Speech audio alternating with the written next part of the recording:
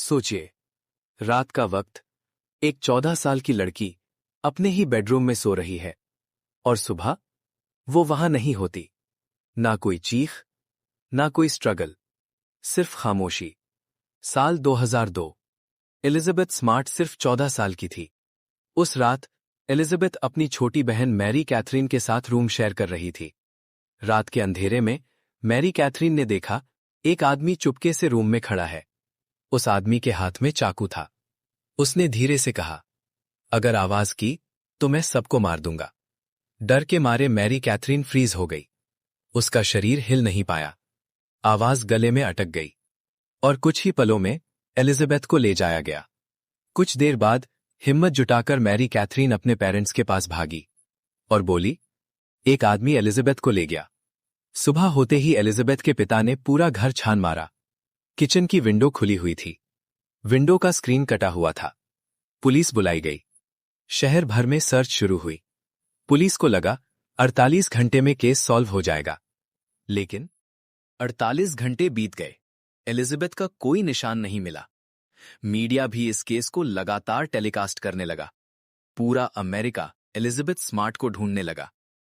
Police ने Elizabeth की safe return के लिए $2.5 लाख का रिवॉर्ड अनाउंस किया। इस बीच पुलिस ने एक शॉकिंग कदम उठाया। उन्होंने पेरेंट्स पर भी शक किया। एलिजाबेथ के पिता टूट चुके थे। वो सिर्फ एक बात कह रहे थे, मैं अपनी बेटी को प्रोटेक्ट नहीं कर पाया। सर्च डॉग्स लाए गए। डॉग्स ने एलिजाबेथ की स्मेल पकड़ी घर के पिछले हिस्से से, माउंटेन की तरफ, और फिर अचानक डॉग्स की स्मेल वहीं पर रुक गई। पुलिस ने माना शायद यहीं से किसी गाड़ी में उसे ले जाया गया। फिर एक नाम सामने आया, रिचर्ड रिची। रिचर्ड रिची वो कॉन्ट्रैक्टर था जिसने पहले स्मार्ट फैमिली के घर में काम किया था। पुलिस ने उसे इंटेरोगेट किया। उसके घर से कुछ ज्वेलरी भी मिली, लेकिन मेरी कैथरीन श्योर नहीं थी। फिर एक और घटना हुई।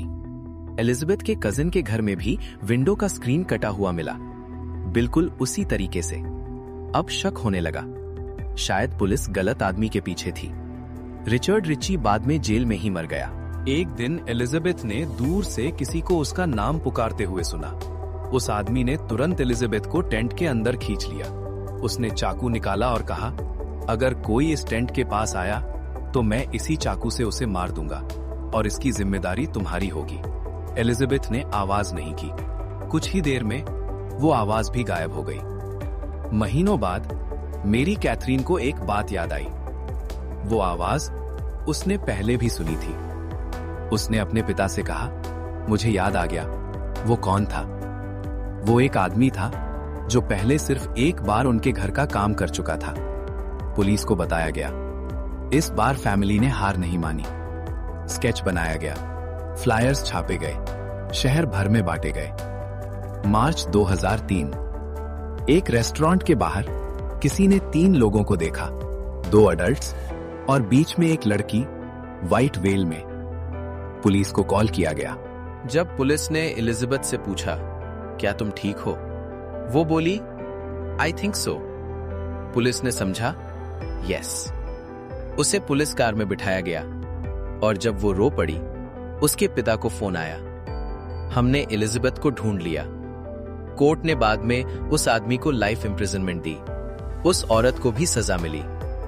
एलिजाबेथ जिंदा थी, पर जो कुछ उसने झेला वो उसके साथ हमेशा रहेगा। इस कहानी का सबसे बड़ा सच ये है, कभी कभी सबसे बड़ा प्रिजन डर होता है और कभी कभी जिंदा रहना ही सबसे बड़ी हिम्मत होती है।